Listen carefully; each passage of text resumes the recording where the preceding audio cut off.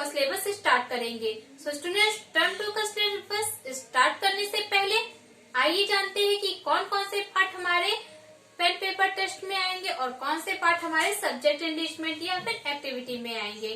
तो students, term 2 में आपका पीरियोडिक टेस्ट सेकंड का भी सिलेबस इंक्लूड है। तो हमारे टर्म 2 में पेन पेपर टेस्ट के पार्ट हैं पार्ट 17 बंद करो तकरार, पार्ट 19 घर प्यारा घर। यह दो पार्ट हमारे पेन पेपर टेस्ट के पार्ट हैं। सब्जेक्ट एनरिचमेंट का पार्ट है हमारा पार्ट 15 वीर बालक सुंदरलाल, पार्ट 18 ये तारे। यह दोनों पार्ट हमारे सब्जेक्ट एनरिचमेंट के पार्ट हैं। और एक्टिविटी का पार्ट है हमारा पार्ट 20 जुलूस चींटियों का। यह पार्ट हमारा एक्टिविटी का पार्ट है। तो स्टूडेंट्स, यह है हमारे टर्म 2 का सिलेबस। इसे आपको अपनी क्लास वर्क की कॉपी में नोट करना है। तो आप अपनी क्लास वर्क की कॉपी में सबसे पहले लिखेंगे term 2 syllabus including periodic test second plus pen paper test, part 17 बंद करो तकरार, पार्ट 19 घर प्यारा घर। इसे आपको अपनी क्लास वर्क की कॉपी में नोट करना है। देन आपको अपनी बुक में टिक करना है सब्जेक्ट एनरिचमेंट का पार्ट 15 और पार्ट 18 और एक्टिविटी का पार्ट 20। इसे आप अपनी बुक में ही नोट कर लीजिएगा। तो यह है आपका टर्म 2 का सिलेबस। तो आज का पार्ट हमारा पार्ट 17 बंद करो तकरार। इसे हम आज स्टार्ट करेंगे। प्लस आज का पार्ट है हमारा पार्ट 17 बंद करो तकरार और यह हमारे पेन पेपर टेस्ट का पहला पार्ट है। तो स्टूडेंट्स, इस पार्ट में एक कविता है और इस कविता को लिखा है मायाराम पतंग ने। मायाराम पतंग का जन्म 26 जनवरी 1940 को नवादा गुलावटी जिला बुलंदशहर में हुआ था। इन्होंने एमए की शिक्षा प्राप्त की है। फ्रेंड्स, यह एक शिक्षा शास्त्री साहित्य शास्त्री भी हैं। इनकी बहुत सारी रचनाएं हैं, जिनमें से कुछ हैं गीत रसीले, चहकती चिड़िया, चरित्र निर्माण आदि। तो यह इनकी रचनाएं हैं। आइए अब हम इस कविता को पढ़ते हैं। अपनी गली मोहल्ला अपना अपनापन आधार, बंद करो तकरार, आओ सब मिलजुल कर गाओ, मिलकर बैठो मिलकर खाओ, मेल जोल ही है समाज के जीवन का आधार, बंद करो तकरार, अपनी गली मोहल्ला अपना अपनापन आधार। तो इन पंक्तियों में कवि कहते हैं कि हमारी ही गली है, हमारा ही मोहल्ला है, तो हमें जो तकरार है उसे मिटाना चाहिए। यानी जो भी हमारे बीच लड़ाइयां हैं उन्हें भूलकर एक साथ मिलजुल कर रहना चाहिए, क्योंकि मेलजोल ही समाज के जीवन का आधार है, यानी सहारा है। जब हम एक दूसरे से मिलजुल कर रहेंगे तभी समाज विकसित होगा, विकास करेगा। छोड़ो सभी पुरानी बातें, झगड़ों के दिन गम की रातें, भेदभाव तजकर अपनाओ सच हृदय में प्यार, बंद करो तकरार, अपनी गली मोहल्ला अपना अपनापन आधार।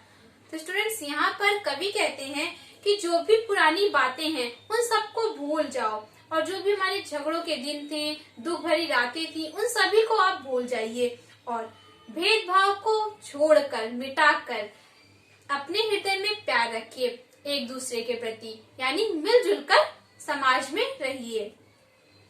ऊंच नीच है यहाँ न कोई, फूट बेल स्वार्थ ने बोई, जात पात की छुआछूत की तोड़ो सब दीवार, बंद करो तकरार, अपनी गली मोहल्ला अपना अपनापन आधार। तो इन पंक्तियों में कवि कहते हैं यहाँ पर कोई भी ऊंचा नहीं है और न ही कोई नीचा है। यह सब जो बनाया गया है यह सबने अपने स्वार्थ के लिए बनाया है। तो जो भी हमारी भेदभाव की दीवार है, छुआछूत की दीवार है, इसे तोड़कर एक साथ मिलजुल कर रहना चाहिए। सबका दुख अपना दुख जानो, कभी किसी का बुरा न मानो, सबसे करो हमेशा भाई अच्छा ही व्यवहार, बंद करो तकरार, अपनी गली मोहल्ला अपना अपनापन आधार।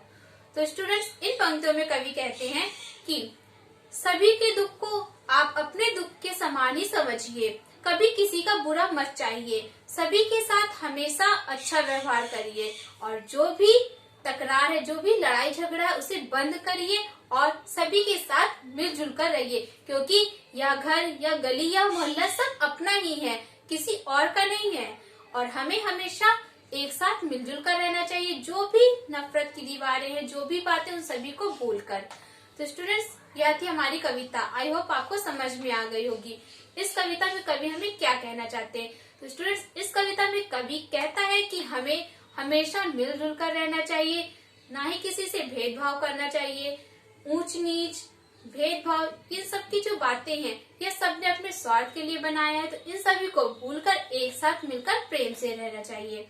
तो स्टूडेंट्स, कविता को पढ़ने के बाद और समझने के बाद आइए अब आते हैं हम क्लास वर्क में। तो स्टूडेंट्स, आपको अपनी क्लास वर्क की कॉपी में सबसे पहले राइट करना है डेट, देन उसके बाद पाठ 17 बंद करो तकरार। इसके बाद आपको इस कविता का सारांश राइट करना है। तो इसका सारांश है आपका, इस कविता में कवि आपसी भेदभाव भूलकर झगड़ा खत्म करने के लिए कहता है। कवि कहता है झगड़े का मुख्य कारण अपना अपना मेरा मेरा करना है। सामाजिक समभाव बनाए रखने के लिए हमें मैं छोड़कर आपसी मेलजोल बढ़ाना चाहिए। आपसी मेलजोल तभी बढ़ सकता है जब हमारे बीच ऊंच नीच अथवा जाति पाति की कोई दीवार ना होगी और हम दूसरों के सुख दुख को अपना सुख दुख मानेंगे। तो स्टूडेंट्स, इस पाठ में कवि ने भेदभाव को भूलकर झगड़ा खत्म कर सभी के साथ मिलजुल कर रहने के लिए कहा है। और जो हमारे झगड़े का कारण है वह क्या है, अपना अपना कहना कि यह मेरा है, यह गली मेरी है। तो ये सब हमें नहीं कहना है, ये सब भूल जाना है और सबके साथ मिलजुल कर रहना है। अगर हम समाज में एक साथ अच्छे से रहना चाहते हैं तो जो भी ऊंच नीच की दीवार है, जाति पाति का भेदभाव है, इसे हमें छोड़ना होगा। तभी हम एक साथ समाज में मिलजुल कर रह सकते हैं। तो इसे आपको स्टूडेंट्स अपनी क्लास वर्क की कॉपी में राइट करना है। तो स्टूडेंट्स, सारांश को राइट करने के बाद आपको नेक्स्ट पेज पर राइट करना है कठिन शब्दार्थ। और आपकी बुक में जो पेज नंबर 102 पर शब्दार्थ दिए गए, इन्हें ही आपको राइट करना है। तो आइए जानते हैं हम अब शब्दार्थ को। पहला शब्दार्थ है आपका तकरार। तकरार का अर्थ होता है लड़ाई झगड़ा। तजकर, तजकर का अर्थ होता है छोड़कर। फूटबेल, फूटबेल का अर्थ होता है आपसी मतभेद या फिर मनमुटाव। आधार, आधार का अर्थ होता है सहारा। स्वार्थ, स्वार्थ का अर्थ होता है अपना मतलब। व्यवहार, व्यवहार का अर्थ होता है आचरण या फिर बर्ताव। तो स्टूडेंट्स, ये थे हमारे शब्दार्थ, इन्हें आपको अपनी क्लास वर्क की कॉपी में राइट करना है। तो यह है आपका आज का क्लास वर्क, सारांश और इस पाठ के शब्दार्थ, ये आपका आज का क्लास वर्क है। तो स्टूडेंट्स, क्लास वर्क के बाद अब आते हैं हम होमवर्क पर। तो होमवर्क में आपको क्या करना है, होमवर्क में आपको बहुविकल्पीय प्रश्न, प्रश्न गा, भाषा बोधन का प्रश्न का खा गा किताब में करना है। तो यह आपका आज का होमवर्क है।